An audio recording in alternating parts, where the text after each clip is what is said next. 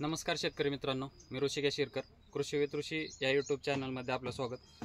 Video खूप informative आहे, त्यामुळे व्हिडिओ शेवटपर्यंत बघा आणि व्हिडिओ कसा वाटला हे शेवटी कमेंटमध्ये नक्की सांगा। तर आज जो आपण आलेलो आहे तर तो 4 महिन्याचा केळीचा प्लॉट आहे आणि या प्लॉटची आता पुढच्या 1 ते 2 महिन्यामध्ये जी वेन आहे ती चालू होणार आहे आणि आता पुढे तोंडावरच येऊन आहे की पावसाळा सुरू होत आहे।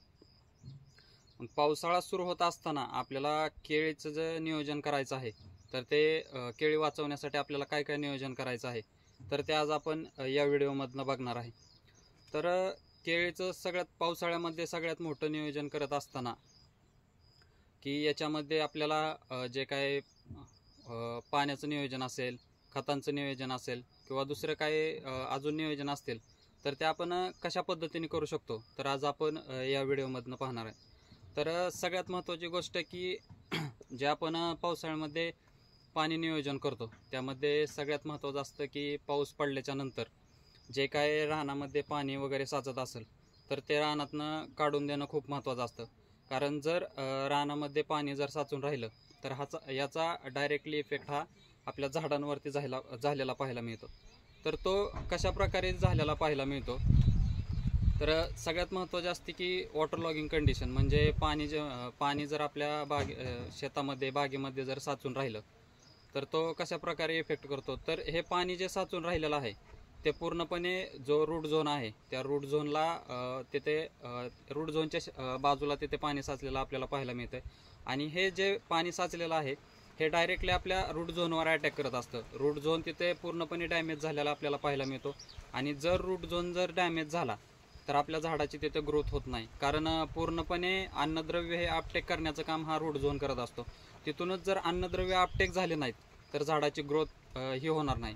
ज्याप्रमाणे माणसाला पाण्यामध्ये टाकल्याच्या नंतर जास्त वेळ पाण्यामध्ये बुडवून ठेवल्याच्या नंतर ज्यावेळेस त्याचा श्वास गुदमरत असतो, ऑक्सिजन न मिळाल्यामुळे त्याचा तिथे श्वास गुदमरत असतो, त्याचप्रमाणे झाडांचीही तिथे कंडिशन असते की जास्त वेळ जर रूट झोनच्या आसपास जर पाणी साचून राहत असेल तर तिथे ऑक्सिजनचा पुरवठा नीट न झाल्यामुळे रूट झोन आपल्याला तिथे डॅमेज झालेला पाहायला मिळतो।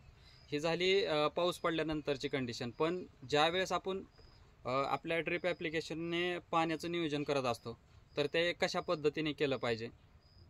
जर रानातनं पाणी जर फास्टली निघून जात असेल, वापसा कंडिशनला लगेच जर झाड येत असेल आणि तुम्ही जर डबल लॅटरचं नियोजन केलं असेल, डबल लॅटर जर टाकलेले असेल तर या ठिकाणी आपल्याला जास्तीत जास्त 1.5 ते 2 तास पाणी आपल्याला बागेला सोडणं तिथे खूप गरजेचं असतं आणि जर सिंगल लाईन सोडली असेल तर 3.5 ते 4 तास, जास्तीत जास्त 4 तास आपल्याला पाणी तिथे सोडणं खूप गरजेचं असतं। कारण पाणी नियोजन, ज्याला आपण वॉटर ट्रीटमेंट म्हणतो, ही पावसाळ्यामध्ये खूप महत्त्वाची असतं। याच्यावर जर तुम्ही फोकस केला तर तुमची बाग नक्कीच तुम्हाला ॲव्हरेज उत्पन्नापर्यंत घेऊन जाणार आहे। दुसरी गोष्ट म्हणजे तुम्ही जे खत नियोजन करता तर ते खत नियोजन करत असताना तुम्हाला तिथे खूप साऱ्या काळजी घ्यायच्यात, कारण पावसाळ्यामध्ये जर सगळ्यात महत्त्वाचं असतं की जे आपल्या रूट झोन चांगला डेव्हलप करण्यासाठी ज्या काय आहेत किंवा झाडाला ग्रोथ करण्यासाठी जे काय फर्टिलायझर आहेत तर त्यांचं ॲप्लिकेशन तिथे देणं खूप महत्त्वाचं असतं। यामध्ये आपल्याला वापरायचं काय आहे तर यामध्ये जो काय नायट्रोजनचं प्रमाण आहे तर ते नायट्रोजनचं प्रमाण आपल्याला इथे थोडं कमी करत यायचं आहे। कारण ज्यावेळेस पावसाळा असतो, पावसाळ्यामध्ये हवेमध्ये पूर्णपणे नायट्रोजन तयार होण्याचं काम हवेमध्ये बनत असतं। आपण म्हणतो की पावसाळा आलाय, पाऊस पडलाय, झाडांची ग्रोथ आता आपल्याला चांगल्या प्रकारे झालेली पाहायला मिळेल। याचं कारणही तेच असतं की हवेमध्ये जो नायट्रोजन तयार होत असतो त्यामुळे काय होतं, जर झाडांमधलं क्लोरोफिलचं प्रमाण तिथं आपल्याला वाढलेलं पाहायला मिळतं, झाडं हिरवीगार झालेली पाहायला मिळतात। दुसरी गोष्ट म्हणजे झाडाची ग्रोथही तिथे आपल्याला चांगली झालेली पाहायला मिळते। हे झालं नायट्रोजनचं प्रमाण कमी करणे। दुसरी गोष्ट म्हणजे जे काय नायट्रोजनचं प्रमाण कमी केल्याच्या नंतर याच्यामध्ये प्रमाण कशाचं वाढवायचं तर अमोनियम सल्फेट जे आहे, अमोनियम जे फॉर्म्युलेशनचे आहेत तर त्याचे प्रमाण आपल्याला इथं वाढवायचं आहे। कारण यामुळे काय होतं तर जे काय आपले रानामध्ये पाणी वगैरे साचलं आहे तर ते वापसा कंडिशनला आणण्यासाठी आपल्याला तिथे अमोनियम असेल किंवा अमोनियम सल्फेटचं तिथे खूप मोठ्या प्रमाणामध्ये वाटा आहे असं आपण म्हणू शकतो। याच्यामध्ये जर अजून काय वापरायचं असेल तर सल्फर असेल, याच्यामध्ये सल्फर आहे ते पावडर फॉर्ममध्ये येतं आणि लिक्विड फॉर्ममधले जे आपण सल्फ्युरिक ॲसिड वापरतो तर ते आपण वापरू शकतो. सल्फ्युरिक ॲसिड आपल्याला बागेमध्ये का वापरायचं आहे, तर जे काय पावसाळ्यामध्ये पूर्णपणे सगळीकडे ओलावा राहिलेला असतो, हा जर ओलावा आपल्याला रूट झोनपासून थोडा दूर करायचा असेल, तिथे गरमाई निर्माण करायची असेल तर आपण तिथे फॉस्फरिक ॲसिडचं ॲप्लिकेशन आपण तिथे देऊ शकतो. फॉस्फरिक ॲसिडचा तुम्ही रिझल्ट जर बघितला असेल तर फॉस्फरिक आपण बऱ्यापैकी ड्रिप लाईन जी आहे ती स्वच्छ करण्यासाठी वापरत असतो. ज्यावेळेस आपण ड्रिप लाईन स्वच्छ करत असतो, जर त्याच्यावर थोडेफार मातीचे वगैरे ड्रिप जर लिकेज वगैरे झालेला असेल, ड्रिप जर बंद वगैरे पडलेला असेल, त्याच्यामधून जर ड्रॉप्स पडत नसतील तर आपण फॉस्फरिक ॲसिड आपण म्हणतो की बाजारातनं लिक्विड आणून आपल्याला ड्रिप धुवून घ्यायचा आहे. त्याच्यामध्ये आपण फॉस्फरिक ॲसिडचा वापर करत असतो. फॉस्फरिक ॲसिड ज्यावेळेस तुम्ही मातीवर जरी टाकलं तरी असा जे काही बबल्स तिथे तयार झालेले आपल्याला पाहायला मिळतात. तर हेच बबल तिथे तयार होऊन तिथला जो म्हणजे तिथे जो मॉइश्चर वगैरे राहिलेला आहे तर तो पूर्णपणे रूट झोनपासून बाजूला केला जातो आणि तिथे एक गरमाई थोडक्यात निर्माण केली जाते. तर यामुळे आपल्याला तिथे सल्फ्युरिक ॲसिड असेल किंवा लिक्विड फॉर्ममधलं सल्फर तिथे आपल्याला वापरणं खूप गरजेचं आहे. मग सल्फर वापरायचं आपल्या बागेला, मग त्याचं प्रमाणही माहीत असलं पाहिजे. तर जर तुम्ही पावडर फॉर्ममधलं वापरत असाल तर 3 किलो हे प्रति एकरसाठी आपण वापरू शकतो, आणि लिक्विड फॉर्ममधलं जर तुम्ही सल्फ्युरिक ॲसिड वापरत असाल तर 5 लिटर हे प्रति एकरासाठी आपण तिथे वापरू शकतो. पण याला कंडिशन आहे की झाडांची हाईट किंवा झाडांचे दिवस किती झालेत हे आपल्याला तिथे खूप महत्त्वाचं असतं.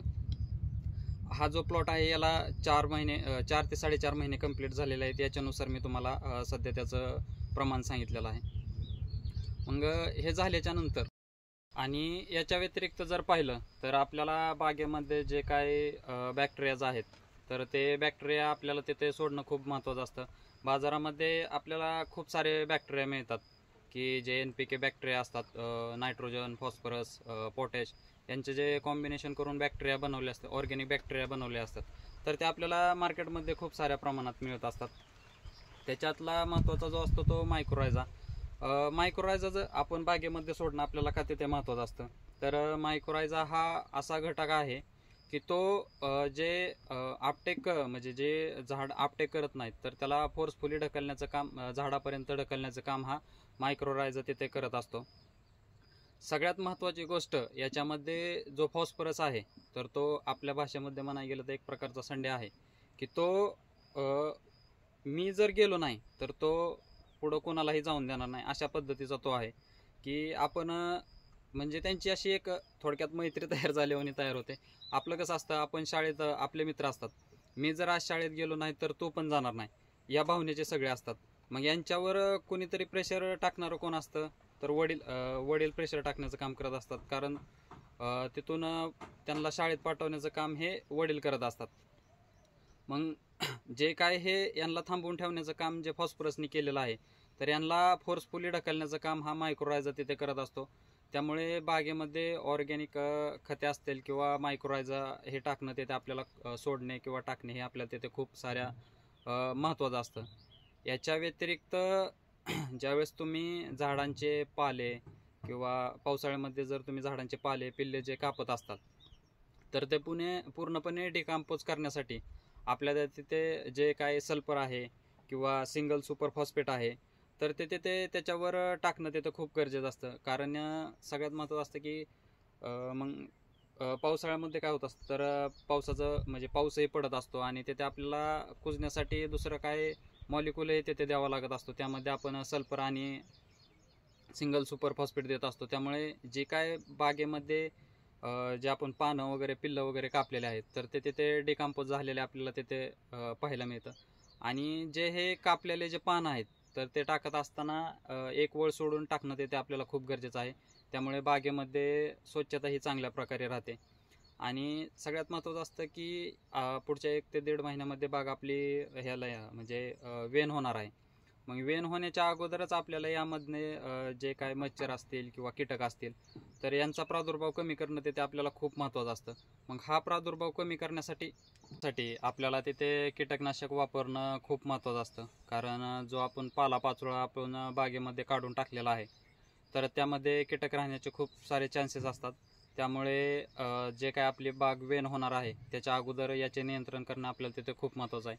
यासाठी आपण कीटकनाशकांचं तिथे स्प्रे घेऊ शकतो.